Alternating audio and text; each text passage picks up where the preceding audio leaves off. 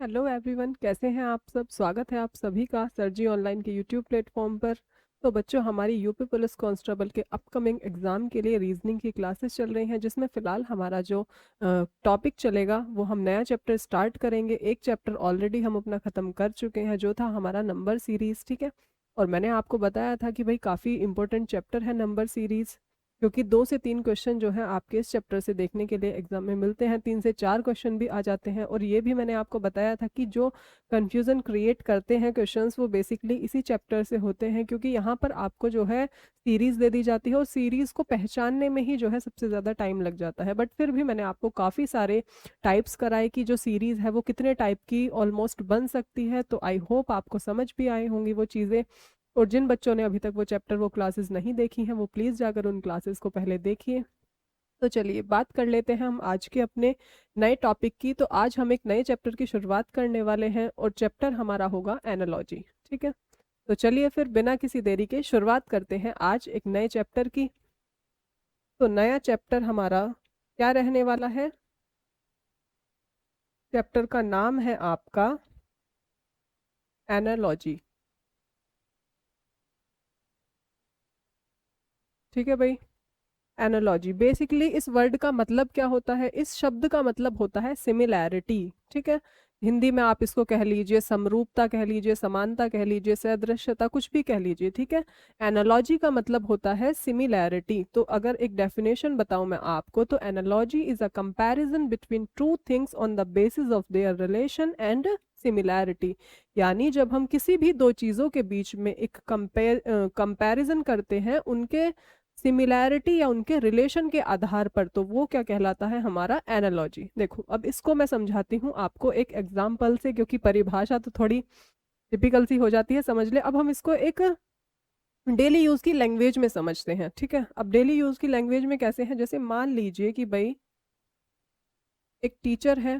ठीक है, टीचर का रिलेशन है हमारा किससे? स्कूल से। भाई बेसिकली एक टीचर का रिलेशन हम किस चीज से लगाएंगे? स्कूल से। ठीक है, अब आगे मैंने दे दिया डॉक्टर, और ये आपको बताना है। तो अब इस क्वेश्चन के थ्रू आप इस डेफिनेशन को समझो। देखो, टीचर है और स्कूल है, दोनों के बीच में एक रिलेशन है। क्लियर है? अब मैं इस रिलेशन का कंपैरिजन कर रही हूँ एक दूसरी चीज से। ठीक है, किसके आधार पर? इनके रिलेशन के आधार पर, कि जैसे इसका रिलेशन इससे है, ऐसे ही इस चीज का रिलेशन किस चीज से होगा। ठीक है, तो डॉक्टर का रिलेशन बेसिकली किससे होता है? हॉस्पिटल से। हॉस्पिटल।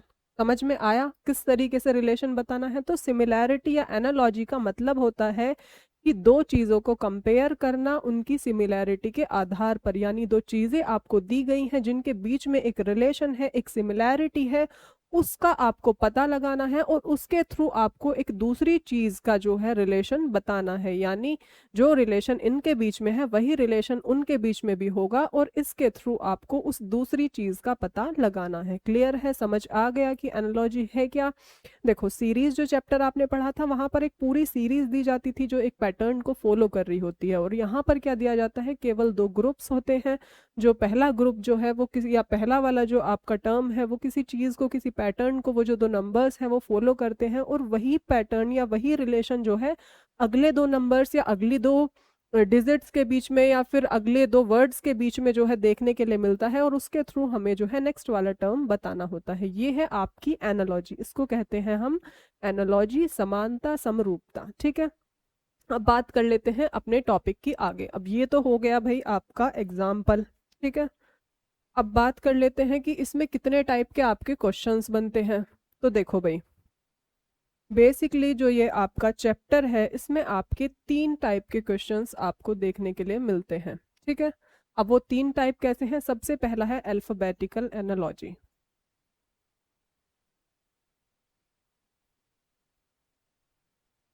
Alphabetical analogy. अब देखो भाई, अल्फाबेटिकल एनालॉजी क्या है? आपको अल्फाबेटिकल जो लेटर्स होते हैं, ठीक है, ABCD, इस तरीके के जो लेटर्स होंगे उनके बीच में एक रिलेशन दिया जाएगा, और उसके थ्रू आपको अपना नेक्स्ट वाला जो है टर्म बताना है। अब कैसे? एक एग्जाम्पल से समझो, जैसे मान लो आपको दे दिया AZ, ठीक है, Z भी उल्टा बना दिया, AZ, और आपको दे दिया BY, फिर आगे दे दिया CX, और नेक्स्ट वाला आपको बताना है। तो अगर अब मैं पहली वाली सीरीज को देखूं तो इसमें मुझे क्या पता चल रहा है कि ये जो नंबर्स हैं ये अपोजिट है। भाई ए के जस्ट बाद क्या आता है, बी आता है, ठीक है।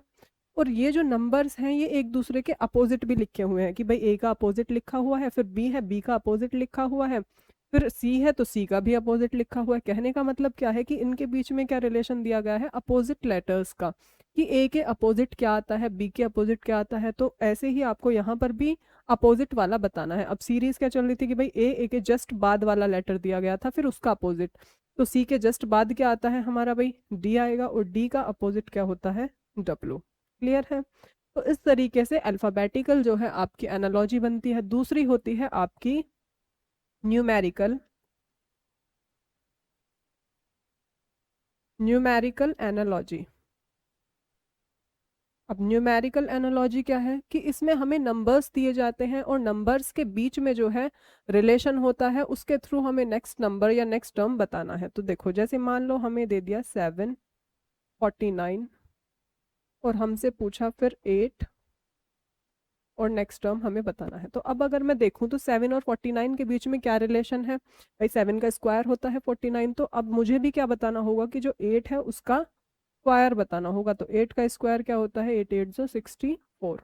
इस तरीके से नंबर में आते हैं। अभी ये तो मैं जस्ट एग्जांपल आपको समझा रही हूँ कि इस टाइप का हो सकता है, ठीक है। आगे जब मैं क्वेश्चंस आपको कराऊंगी या जब हम टाइप वाइज पढ़ेंगे तो बहुत सारे टाइप निकल के आएंगे कि भाई अल्फाबेटिकल में भी बहुत सारे टाइप होंगे, न्यूमेरिकल में भी बहुत सारे टाइप होंगे। पहले चीज़ों को हम टाइप वाइज ही पढ़ेंगे, देन हम जो है अपने प्रीवियस ईयर क्वेश्चंस करेंगे, ठीक है। अब तीसरी आती है आपकी वर्ड एनालॉजी। अब वर्ड एनालॉजी क्या है, वर्ड एनालॉजी वही है जैसे मैंने आपको अभी एक एग्जांपल देके समझाया था कि भाई जैसे टीचर जो है, एक टीचर का रिलेशन अगर स्कूल से है, तो ऐसे ही एक डॉक्टर का रिलेशन किससे होगा, शॉर्ट में लिख रही हूँ, डॉक्टर का रिलेशन होगा हॉस्पिटल से, ठीक है। तो ये बेसिकली तीन टाइप की आपकी एनालॉजी के में जो क्वेश्चंस बनते हैं वो बेसिकली 3 टाइप्स के बनते हैं, ठीक है। अब इनके भी बहुत सारे टाइप हो जाते हैं, तो वो जब मैं आपको टाइप वाइज चीज़ें कराऊंगी तो वहाँ पर एक एक चीज़ हम क्लियर करते हुए चलेंगे, ठीक है। कोई जल्दी नहीं है कि बिल्कुल प्रीवियस ईयर पर ही जाना है, पहले टाइप वाइज चीज़ों को समझेंगे ताकि आपको पता चले कि जो आपका क्वेश्चन है वो कितने टाइप का बन सकता है, ठीक है। तो जब आप क्वेश्चंस पर जाएं तो आपको किसी भी तरीके की कोई भी प्रॉब्लम ना हो। अब देखो, चैप्टर को शुरू करने से पहले एक और हम नई चीज सीखेंगे, वो क्या है, देखो अल्फाबेटिकल जब आप एनालॉजी को पढ़ोगे तो वहां पर आपकी जो सीरीज बनेंगी, सबसे पहले तो आपको जो है याद होना चाहिए कि जो अल्फाबेटिकल नंबर्स हैं आपको वो डिजिट से, नंबर से याद होने चाहिए। कैसे कि भाई जैसे ए है वो 1 पे आता है, Z 26 पे आता है, O 15 पे आता है, F 6 पे आता है। तो मतलब आपको याद हो कि जो अल्फाबेट है उसका नंबर कौन सा है, ठीक है, वो कौन से नंबर पे आता है। तो इसके लिए भाई क्या है, सबसे पहले चलो लिख देती हूँ मैं आपको, आप भी जहाँ पर अपने नोट्स वगैरह प्रिपेयर कर रहे हो तो वहाँ पर इसको लिख के रखना। शुरुआत में फर्स्ट पेज पर ही सबसे पहले चैप्टर का नाम डालना, फिर टाइप, कितने टाइप के क्वेश्चंस इसमें से बनते हैं, या टाइप वाइज ये कितने टाइप का होता है चैप्टर, ठीक है, कितने टाइप के इसमें से क्वेश्चंस आते हैं। और देन आप अपनी ये सेकंड चीज़ लिखेंगे। मैंने आपको शुरुआत में ही बताई थी कि जब भी हम किसी भी चैप्टर को पढ़ेंगे तो मैं आपको स्टार्टिंग में कुछ चीज़ें बताऊंगी। जैसे हमने पहला चैप्टर पढ़ा तो यहाँ पर मैंने आपको स्क्वायर एंड क्यूब्स के बारे में बताया था कि आप इस चैप्टर को जब प्रिपेयर कर रहे हैं तो अपने स्क्वायर एंड क्यूब्स को करके चलो। ऐसे ही जब ये वाला चैप्टर है तो इसमें भी मैं आपको कुछ चीज़ें बता रही हूँ जो आपको शुरुआत में करके चलनी है, ताकि जब आप क्वेश्चंस करें तो आपको प्रॉब्लम ना हो, ठीक है। तो उन्हीं में से एक चीज़ क्या है हमारी, तो सबसे पहले हमें जो है सारे अल्फ़ाबेटिकल अपने लेटर्स लिखने हैं। तो क्या है, ABCDEF G H, ठीक है, IJKLMNO PQRSTUV WXYZ, ठीक है। तो ये सारे अल्फ़ाबेट आपके लेटर्स हैं, ये अल्फ़ाबेटिकल लेटर्स हैं ये सारे। तो एक इस पे आता है भाई 1 पे, ये 2 3 4 5 6 7 और 8 9 10 11 12 13 14 15 16 17 18 19 20 21 22 23 24 25 एंड लास्ट वन इज 26। आपको ये सारे नंबर्स याद होने चाहिए कि कौन सा लेटर किस नंबर पे आता है, ठीक है, क्योंकि जब क्वेश्चंस आपके आएंगे तो वहाँ पर आपको जो है अल्फ़ाबेटिकल लेटर्स दिए जाएंगे, फिर उसको आपको जो है नंबर में तोड़ के फिर आपको बताना होगा। जब क्वेश्चन आएगा तो मैं आपको समझाऊंगी कि किस तरीके से करने होते हैं, ठीक है। फिलहाल आपको जो है ये याद होने चाहिए। अब इनको देखो, अपनी बात करूँ तो ये मैंने कैसे याद किए थे, तो भाई ये मैंने किए थे रोल नंबर वाइज। क्लास में बच्चे होते हैं, ठीक है, जो मेरे साथ भाई पढ़े हैं, मेरे फ्रेंड्स वगैरह, तो मैंने उनके नाम के अकॉर्डिंग इनको याद किया था। कैसे किया था, अगर आपको अपने लिए भी यूजफुल लगे ये तरीका तो ज़रूर अप्लाई करना। देखो जैसे ए है, ए से किसी का नाम आता है, भाई कोई मेरे साथ बच्चा पढ़ा है, ठीक है, उसका नाम आता है, तो भाई ए से मैंने सोच लिया कि रोल नंबर 1 उसका है, रोल नंबर 2 उसका है, रोल नंबर 3, मतलब मैंने इस तरीके से याद किया था इनको जब पढ़ा था। तो आपको जिस तरीके से अपने लिए जो है ये लगता है हेल्पफुल, आप वो चीज़ यूज़ कर सकते हैं, बट फिर भी ये रोल नंबर वाला ट्राई करके देखना, क्योंकि भाई मेरी क्लास में थे बहुत सारे बच्चे, मिनिमम 130 प्लस जो है बच्चे थे मेरी क्लास में।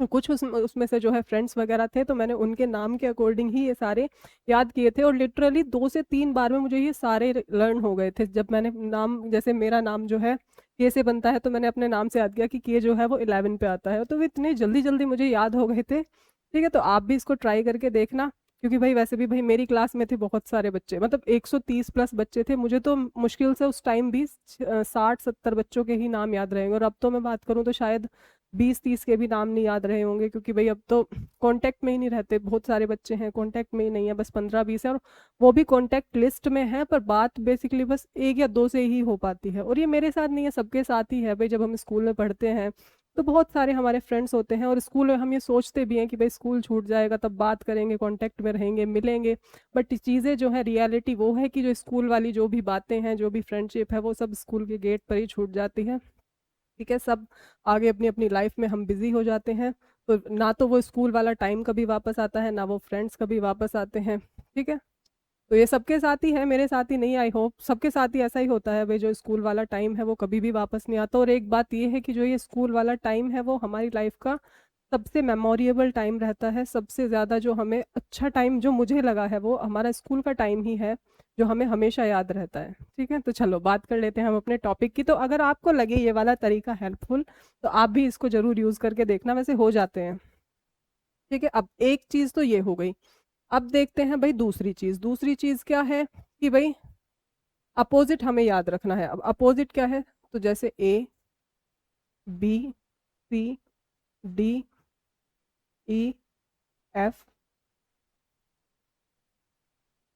जी H I J K L और ये एम, ठीक है। अब यहाँ से देखो, N O P Q R S T U V W X Y and last one is Z. ये है अपोजिट। ये अपोजिट भी आपको याद होने चाहिए कि ए के अपोजिट क्या आता है, बी के अपोजिट क्या आता है, सी के अपोजिट क्या आता है, क्योंकि इनसे क्वेश्चंस बनते हैं। तो ये अगर आपको याद नहीं है तो वहां पर फिर आप लिख के बस अल्फ़ाबेट लिखते रह जाओगे और ढूंढते ही रह जाओगे कि किसके अपोजिट जो है क्या आता है। अगर आपको याद है तो फिर बहुत। और ये वाले जो चीज़ें हैं, ये तो पहले वाला जो वो नंबर वाला है वो फिर भी थोड़ा सा टाइम लगता है उसे याद करने में कि भाई कौन सा लेटर कौन से नंबर पे आता है, ये उससे भी आसान है। देखो अब इसके लिए भी मैं आपको अपना तरीका बताऊं कि भाई मैंने कौन सा तरीका इसके लिए यूज़ किया था। तो देखो ए जेड, तो ए जेड कैसे याद होगा भाई, A to Z, A to Z हमारी अल्फ़ाबेट्स होती हैं, ठीक है। तो ए टू जेड में ही मुझे ये याद रहा। आप भी ऐसे ही याद करना। बी वाई बाय, भाई बाय बाय बोलते हैं किसी को, तो बी वाई बाय, ठीक है। अब सी एक्स, अब ये थोड़ा 6 जैसा साउंड करता है, सी एक्स, ठीक है, या फिर क्रैक्स या कुछ भी जो भी आपको अपने लिए सही लगे वो। अब डी डब्ल्यू क्या, ड्यू, ठीक है। ओस को कहते हैं, ड्यू यूनिवर्सिटी भी है डी, पर उसमें डी यू आता है, यहाँ पर डी डब्ल्यू है, तो आप इसको ड्यू ओस वाले ड्यू से याद रखना।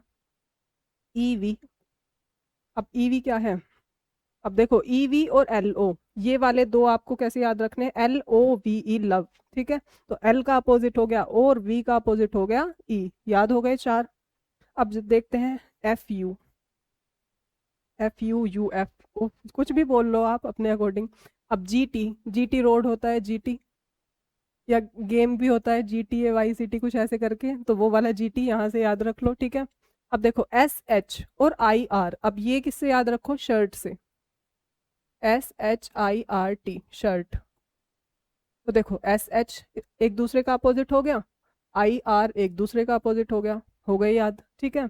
अब जे क्यू, जे क्यू में कुछ भी लिख लो भाई, जंगल क्वीन, मैंने जो याद करा था मैं आपको वो बता रही हूँ, वैसे मुझे ये काफ़ी सिंपल लगे थे और बहुत जल्दी याद हो गए थे, ठीक है। के पी, पी के मूवी आई थी तो पी के उल्टा के पी, ठीक है, और एल ओ ये हो ही गया, और एम एन तो पता ही होता है भाई, एम का उल्टा एन, ठीक है।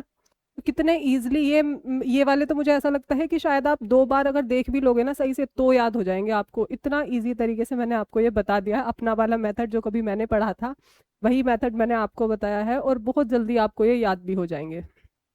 चलिए, तो दो चीज़ें जो हैं वो आपको इस चैप्टर में प्रिपेयर करके चलनी है, ठीक है। अगर आपने ये नहीं करा तो ये जो इतना आसान सा चैप्टर है वो आप बहुत ज़्यादा अपने लिए हार्ड बना लेंगे, क्योंकि जब क्वेश्चंस आएंगे और अगर आपको ये चीज़ें नहीं पता तो फिर ये बहुत ज़्यादा आपका टाइम वेस्ट करने वाली हैं।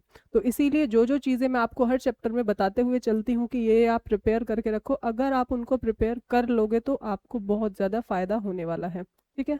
तो कोई भी चैप्टर जब पढ़ते हैं हम, तो मैं आपको जो जो चीज़ें उसमें बताती हूँ तो वो आप करते हुए चला करो, अगर आपको एक अच्छा स्कोर करना है, और अगर नहीं करना तो फिर तो कुछ भी मत करो, पढ़ो ही मत, ठीक है। पर पढ़ना बहुत ज़रूरी है, उसके बिना काम नहीं चलता। चलो भाई, अब सबसे पहला आता है आपका अक्षर सादृश्यता, ठीक है, यानी अल्फ़ाबेटिकल एनालॉजी। अब अल्फ़ाबेटिकल एनालॉजी में क्वेश्चंस कैसे बनते हैं, पहला क्वेश्चन देखो भाई, A Y R R J C C A T T L E, ठीक है, एन सी पी आर, ये मतलब इस तरीके की आपको एक दी गई है, सीरीज दी गई है। अब ये वाली जो होगी टर्म, जो ये वाली जो होगा टर्म आपका पहले वाला, इन दोनों के बीच में एक रिलेशन होगा, एक सिमिलैरिटी होगी, और वही रिलेशन एंड सिमिलैरिटी इसमें और इसके नेक्स्ट वाले में भी हमें अप्लाई करनी है। तो सबसे पहले हमें ढूंढना है इन दोनों के बीच में क्या रिलेशन है। तो भाई इन दोनों के बीच का रिलेशन अगर मैं ढूंढूं तो सिंपल ही देखते ही पता चल रहा है भाई, ए सी, ए और सी में कितने का डिफरेंस है, दो का डिफरेंस है, ए बी के जस्ट बाद आता है सी, तो इनके बीच में किसका डिफरेंस है, +2 का। अब y में देखूं तो y z a, +2 का डिफरेंस है। r में देखूं तो भाई एस टी, +2 का डिफरेंस है, ठीक है। ऐसे ही इस वाले r में इसमें भी देखूं तो +2 का डिफरेंस है। अब j और l में देखूं तो जे के एल, +2 का डिफरेंस है। और इसके आगे भी अगर यहाँ पर बात करें तो सी डी ई, +2 का डिफरेंस है। तो यहाँ से मुझे क्या पता चला कि जो नंबर लेटर जो दिए गए हैं उनमें जो नेक्स्ट वाला लेटर है वो +2 करने पे मिल रहा है। तो अब मेरी सीरीज क्या बनेगी भाई, एन है तो एन का नेक्स्ट वाले में +2, तो एन ओ पी आएगा +2। तो अब यहाँ से अगर मैं देखूँ तो वैसे तो मुझे शुरू से ही मिल गया। देखो क्वेश्चन को पूरा मत सॉल्व करना, पहले करके सिर्फ इतना करके इसको सॉल्व करके अपने सबसे पहले ऑप्शंस चेक करना, ठीक है। ये वाला जो चैप्टर है ये पहले आपके ऑप्शंस, ये ऑप्शन पे बहुत ज़्यादा डिपेंड करता है। अगर आप लगे रहे कि भाई मैं इसको सॉल्व करूँ इसको सॉल्व करूँ, फिर आके खोल के देख रही हूँ ऑप्शन मिला रही हूँ, तो फिर मैं देखूंगी तो मेरा तो पहले वाले टर्म से ही ये सॉल्व हो जाता, आगे मुझे मेहनत करने की ज़रूरत भी नहीं थी। तो ऑप्शंस, रीजनिंग में ऑप्शन भी साथ साथ देखते हुए चला करो, कभी कभी ऐसा होता है कि आपको क्वेश्चन सॉल्व भी नहीं करना पड़ता, ऑप्शन से ही वो आपको पता चल जाता है, ठीक है। तो ऐसे ही सी है, तो सी में जब +2 करेंगे तो ई आएगा, ठीक है। अब पी है, आर, और ठीक है पी का हो गया आर, और फिर क्या है डी, ठीक है। तो डी में क्या आएगा, +2, A B C D E F, और ये ई, और ये सी, और आर का क्या बनेगा, टी, यानी PRFECT, ठीक है। परफेक्ट एक वर्ड भी बन गया है ये, ठीक है। तो इस तरीके से आपकी जो है अल्फ़ाबेटिकल जो लेटर्स हैं उनके बीच में एक रिलेशन बना के आपको दे दिया जाएगा, वो रिलेशन आपको ढूंढना है और उसके थ्रू आपको अपना नेक्स्ट टर्म बताना है। तो आंसर आपका आ गया है। तो ये है आपका टाइप 1। अब देखते हैं दूसरा, शब्द के अर्थ के आधार पर। अब इसमें क्या दिया गया है, दो शब्द दे दिए जाते हैं, ठीक है, जिनका कुछ मीनिंग होगा, या तो अपोजिट में दे सकते हैं, सिनोनियम्स में दे सकते हैं, किसी भी तरीके से वो दे सकता है, ठीक है। आपको फिर वही वाला जो मेथड है या वही वाला जो सिमिलैरिटी है या रिलेशनशिप है वो आगे वाली टर्म में भी ढूंढना है। तो अगर मैं अपने वर्ड्स की बात करूं तो पहला वर्ड दिया गया है मुझे डायलेट और दूसरा कॉन्ट्रैक्ट। तो ये जो दोनों ही शब्द हैं, कॉन्ट्रैक्ट और डायलेट, डायलेट का मतलब होता है इनलार्ज, कोई बहुत ज्यादा फैलाव, विस्तार को जब बताए कोई चीज, ठीक है। और कॉन्ट्रैक्ट इसका मतलब होता है सिकुड़ा हुआ यानी श्रिंक, ठीक है। थोड़ा सा इंग्लिश भी अच्छी होनी चाहिए इस वाले क्वेश्चन के लिए। चलो, इनलार्ज का मतलब बड़ा, सबको पता है भाई, इनलार्ज मतलब बिग, लार्ज, ठीक है, कुछ भी कह लो। और अब इसमें से तो यानी कहने का मतलब क्या है, अपोजिट दिया गया है। तो पहले दिया गया था बड़ा और उसके बाद सिकुड़ा हुआ यानी श्रिंक, छोटा, ठीक है।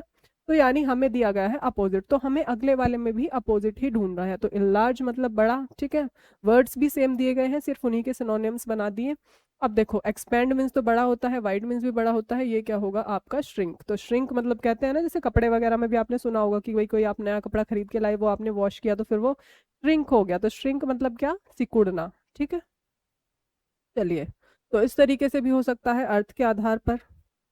अगला क्या है कि अक्षर के स्थानों में परिवर्तन के आधार पर, यानी जो वर्ड लेटर्स हैं उन लेटर्स के जो प्लेस है उसमें कुछ चेंज हो सकता है, यानी जो वो लेटर्स हैं वो आगे पीछे लिख के आपको दे दिए जाएंगे। यानी जो पहले वाला, जैसे ये पहले वाला जो आपका दिया गया है टर्म, उसमें जो लेटर्स यूज हो रहे हैं वही लेटर्स आगे भी यूज हो रहेंगे, बस डिफरेंस क्या होगा कि उनको आगे पीछे करके दे दिया गया होगा। जैसे मैं अगर देखूं तो यहाँ पर ए मेरा शुरू में है तो यहाँ पर लास्ट में कर दिया, ई मेरा सेकंड में है तो यहाँ पर सेकंड लास्ट कर दिया, यहाँ पर थर्ड पे है तो थर्ड लास्ट कर दिया। अब यहीं से मुझे पता चल गया तो कि जो फर्स्ट वाला लेटर है वो मेरा लास्ट में आना चाहिए। तो अगर मैं यहाँ पर देखूँ तो लास्ट में, अब देखो लास्ट में किन में आ रहा है भाई, दो ऑप्शन तो वैसे ही मेरे कट गए, यहाँ पर तो लास्ट में है नहीं, तो बचे कौन से मेरे, दो ऑप्शन, ठीक है। अब देखो यहाँ पर शुरू वाला तो मैं देखूंगी नहीं क्योंकि शुरू में एम एम दोनों में दिया गया है, यानी ये वाला एम जो है वो पहले आएगा। अब ये एल सेकंड पे आना चाहिए, तो एल सेकंड पे किस में आ रहा है, इसमें आ रहा है, तो पूरा सॉल्व करने की जरूरत नहीं होती, ठीक है। सिर्फ आप शुरू से ही देख लीजिए या फिर जे को देख लो कि ये जो जे है ये सेकंड लास्ट पे आना चाहिए। तो पूरा सॉल्व करने की जरूरत नहीं होती, सिर्फ शुरू से करो, ठीक है। एक बार कर लो एक चीज को, फिर अपने ऑप्शंस को देखो कि ऑप्शंस जो हैं वो किस वाले से रिलेशन आपका मिला रहे हैं, और जहां से भी फिर आपका रिलेशन या सिमिलैरिटी जिस ऑप्शन में भी आपको दिख रही है फिर वहां से आपको टिक करना है। चलिए देखते हैं अपना नेक्स्ट क्वेश्चन। तो अगला क्वेश्चन क्या है हमारा, अक्षरों के वर्णमाला में स्थिति के योग के आधार पर। तो अब देखो, जो अक्षर जो वर्णमाला है उनकी स्थिति के योग के आधार पर, योग के आधार पर का मतलब है कि जो अक्षर हैं ये आपके लेटर्स जो हैं ये आए हुए हैं, जैसे डी ओ जी है भाई, डी ओ जी इसकी सिमिलैरिटी दिखा गई है जेड से, और आगे फिर क्या है, सी ए टी, कैट मीन्स बिल्ली, इसकी दिखाई गई है आपकी पता नहीं किससे, ये हमें ही बताना है। चलो देखो भाई, अब इसमें क्या होता है, जैसे डी है, डी किस पे आता है, ए बी सी डी चार पे आता है, ठीक है। ओ किस पे आता है, 15 पे। जी किस पे आता है, 7 पे। अब इसलिए मैंने कहा था कि इनको याद कर लेना। अब अगर ये याद ना हो तो फिर क्या है, पहले गिनते रहो, ए बी सी डी चार, ठीक है। और चलो डी वाला तो गिन भी दिया, 15 तक कहाँ तक गिनोगे, टाइम तो सारा निकल लेगा फिर इनको गिनने में ही। तो देखो इनको अगर मैंने गिना तो ये प्लस करेंगे तो इनको क्या आएगा, इनको प्लस करके ये होगा आपका 5 और 4 9 और 7 16 26। तो 26 जो है वो अल्फाबेटिकल लेटर कौन सा है, जेड, ठीक है। तो कहने का मतलब है किस तरीके का पैटर्न रिलेशनशिप दिया गया है कि ये जो लेटर्स हैं ये कौन से नंबर पे आते हैं उनका फिर सम करना है और उसके थ्रू नेक्स्ट वाला टर्म बताना है। जैसे सी है तो सी किस पे आता है, 3 पे, ए किस पे आता है, 1 पे, और टी किस पे आता है, 20 पे। तो 20 + 4 कितना हुआ, 24, और 24 पे हमारा कौन सा लेटर होता है, हमारा होता है एक्स, ठीक है। तो ये हो गया आपका एक्स, ठीक है। तो इस तरीके से हमें ये बताना है। अब देखते हैं नेक्स्ट क्वेश्चन। तो अगला है आपका F216 और L, ठीक है। अब देखो भाई, अब इसमें आपका पिछली वाला जो चैप्टर था उसका यूज हो गया, कैसे, अब F किस पे आता है, देखो देखते ही, अगर आपने प्रैक्टिस आप काफी अच्छे से की होगी ना तो आपको देखते ही पता चल जाएगा। जैसे F है तो F किस कौन से नंबर पे आता है, 6 पे आता है, और 6 का क्यूब क्या होता है, 216 होता है। पता चल गया मुझे कि भाई जो एफ है वो 6 जो है नंबर पे आता है अल्फ़ाबेटिकल टर्म में, और 6 का क्यूब 216 होता है। अब ऐसी एल जो है, तो एल किस पे आता है, एल आता है 12 पे, और 12 का क्यूब कितना होता है, 12 का क्यूब होता है आपका 1728। ठीक है, तो जो पिछले वाला चैप्टर्स था वो भी आपका देखो यहाँ काम आ रहा है। इसीलिए मैं कहती हूँ कि अच्छे से पढ़ के चला करो, ये नहीं है कि जो पीछे पढ़ लिया उसको भूल गए, कुछ भी कहीं भी किधर से भी उठ के आ सकता है यहाँ। ठीक है, तो इसका आंसर आ गया है। अब अगला वाला क्या होगा, अक्षर समूह के बीच संबंध। तो इनमें जो है, इन लेटर्स के बीच में आपस में कुछ ना कुछ रिलेशन होगा। ठीक है, तो ये जो एक अक्षर समूह है और ये है, इनके बीच में कुछ रिलेशन होगा, वही रिलेशन हमें अगले वाले में भी यूज करना है। अब रिलेशन हम पहचानते हैं कि भाई पहले है क्या। तो देखो MOQS, तो देखो ध्यान से अगर देखो तो MNO OPQ QRS, यानी +2 +2 हो रहा है, इसमें +2 हुआ, फिर इसमें +2 होगा, फिर इसमें भी +2 हो रहा है, +2 +2 करके हमें लेटर्स मिल रहे हैं। ठीक है, अगले वाले में देखो तो ABC 2 का गैप है, CDE 2 का गैप है, और EFG 2 का गैप है। ठीक है, 2 2 का गैप चल रहा है। तो अब देखो P है, तो P के बाद क्या आना चाहिए, QR आना चाहिए।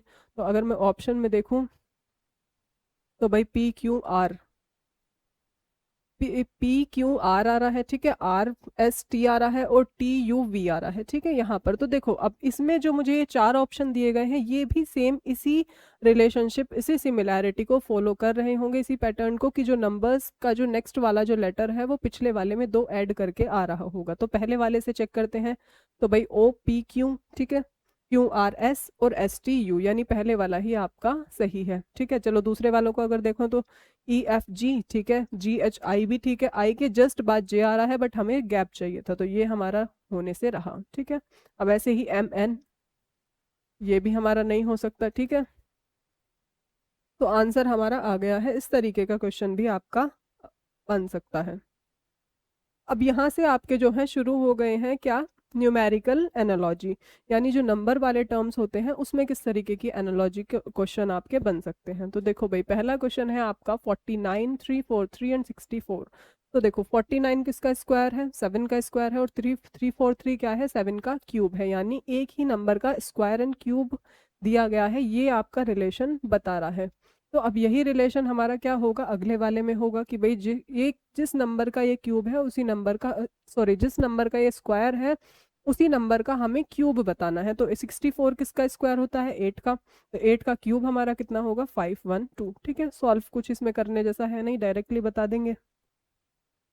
अगला है 756 और 9। अब देखो 7 और 56 के बीच में क्या रिलेशन है, तो 7 8 56 होते हैं। ठीक है, सीधा सीधा पता चल रहा है। तो यानी पहले वाले नंबर में 8 की मल्टीप्लाई करने पर नेक्स्ट वाला नंबर मिलता है। तो जो 9 है, तो जब 9 में आप 8 की मल्टीप्लाई करेंगे तो 9 8 72 आपका आंसर होगा। तो पहले वाले जो दो टर्म है उनके बीच का रिलेशन पहचानना है, उसके थ्रू नेक्स्ट वाला जो टर्म है वो बताना है। ठीक है, अब अगला क्या बन सकता है, अंकों के वर्ग के आधार पर, जैसे आपको जो ये नंबर्स दिए गए हैं इनका स्क्वायर बन रहा होगा। ठीक है, उसके आधार पर बताना है। जैसे 15 का स्क्वायर होता है क्या, 225, तो ऐसे ही 17 का स्क्वायर क्या होता है, 289। ठीक है, दो ही नंबर्स हैं जिनके यूनिट डिजिट 9 है, 169 तो पता ही है कि भाई 13 का होता है, तो बचा एक। वही ना भी याद हो तब भी काम चल जाएगा। ठीक है, बट याद कर लेना, वो कभी कभी तुक्का बैठ जाता है कि ठीक है ऑप्शन ऐसा मिल गया, अब पता चला चारों में ही 9 9 लिख दिया, तो फिर बस हो गया काम। अब अगले वाला है 1, 1 का स्क्वायर 1 होता है, तो 15 का स्क्वायर क्या होगा, 225। अब देखो ऐसा भी हो सकता था कि 1:1 दे रखा है 15 के, अगर यहाँ पर किसी ऑप्शन में 15 होता तो हमें फिर वो भी लगाना पड़ सकता था। ठीक है,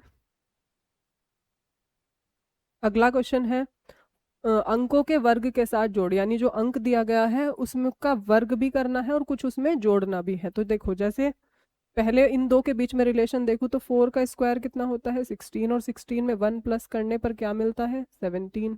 तो 6 का स्क्वायर क्या होता है, 6 6 36, और 1 प्लस करने पर क्या मिलता है, 37। तो इस तरीके का क्वेश्चन भी बन सकता है। मतलब मैं आपको ये करा रही हूँ कि भाई जितने टाइप के क्वेश्चन भी आपके बन सकते हैं उतने टाइप मैं आपको करा रही हूँ, जितने टाइप का क्वेश्चन भी बन सकता है एग्जाम में वो सारे ही मैं एक बार आपको टाइप बता रही हूँ, ताकि आपके दिमाग में ये चीज़ें बैठ जाएं कि भाई जो क्वेश्चन है वो इस टाइप से बन सकता है। ठीक है, चलिए अगला है घटाने पे, मतलब वर्ग कर रखा है, ठीक है, उसमें फिर घटा रहा होगा। ये एग्जाम में नहीं आएगा ये ऊपर लिखा हुआ कि वर्ग कर रखा है घटा रहा है, वो तो अभी हम टाइप वाइज पढ़ रहे हैं तो इसलिए लिखा हुआ है। जब हम कल प्रीवियस ईयर क्वेश्चन करेंगे इसी चैप्टर के तो वहां आपको इस तरीके का कोई हिंट नहीं दिया होगा, आपको खुद पता करना है क्या है, ठीक है। तो देखो 12 का स्क्वायर क्या होता है भाई, 12 का स्क्वायर होता है 144, और 144 में से 2 माइनस करके मिलता है 142, ठीक है। तो ऐसे ही 19 का स्क्वायर क्या होता है भाई, 19 का स्क्वायर होता है आपका 361, तो 361 में से जब आप 2 माइनस करोगे तो 359, ठीक है।